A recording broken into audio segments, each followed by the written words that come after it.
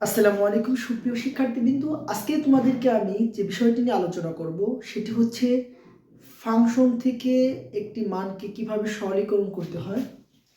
দেখো, উদ্দীপক আলোকে একটি ফাংশন দেওয়া আছে, এই ফাংশনটিকে সরলীকরণ করে সিম্পলিফিকেশন করব। তাহলে দেখো, P Q R bar P bar plus Q plus R, এটা এই বড় মানটাকে ছোট করব সরলীকৃত মানের মাধ্যমে। দেখো, এগুলো করার আগে আমি একটু সূত্র জেনে নিতে পারি যে এ প্লাস এ ইকুয়াল কত, এই তারপরে হচ্ছে এই যে একটা সূত্র আছে,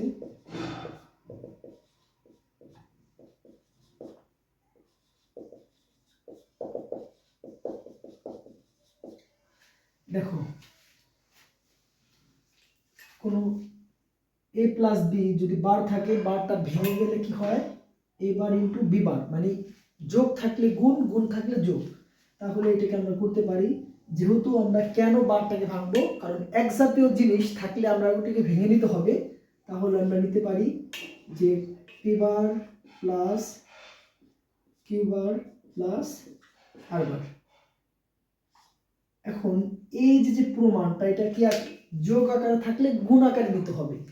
তাহলে আমরা এটি নিতে পারি যে P bar Q bar R বার, মানে এখন দেখো তো, এগুলা কি যদি গুণ আকারে থাকে, তাহলে এই পুরো মানটা এই পির সাথে গুণ হইলে কি হবে, দেখো তো, যে পি বার, এই পুরোটা যদি গুণ হয়ে গেছে তাহলে কি হবে, P bar Q bar R bar plus পর্যায়ক্রমে পি বার কিউ বার, আমি যদি এটা কালারিং করি, কিউ বার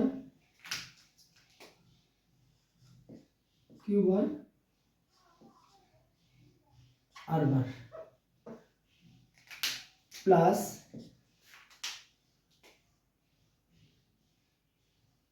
এইভাবে গুণ করা যায়, যে আমি যদি সাজিয়ে লিখি, ঠিক আছে, এই যে এটা যদি গুণ করি, P bar Q bar R বার আর হচ্ছে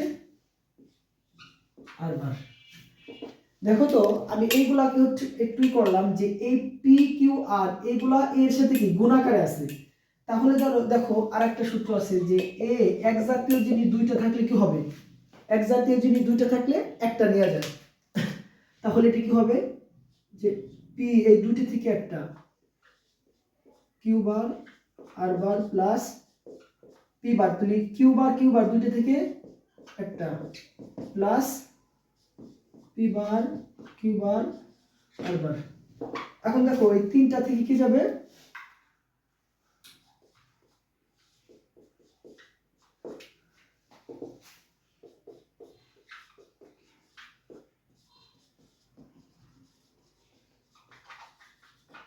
দেখো তাহলে একজাক্ট এই সরলীকৃত মানটাকে আমরা সহজে সিম্পলিফাই করলাম। ভিডিওটি ভালো লাগলে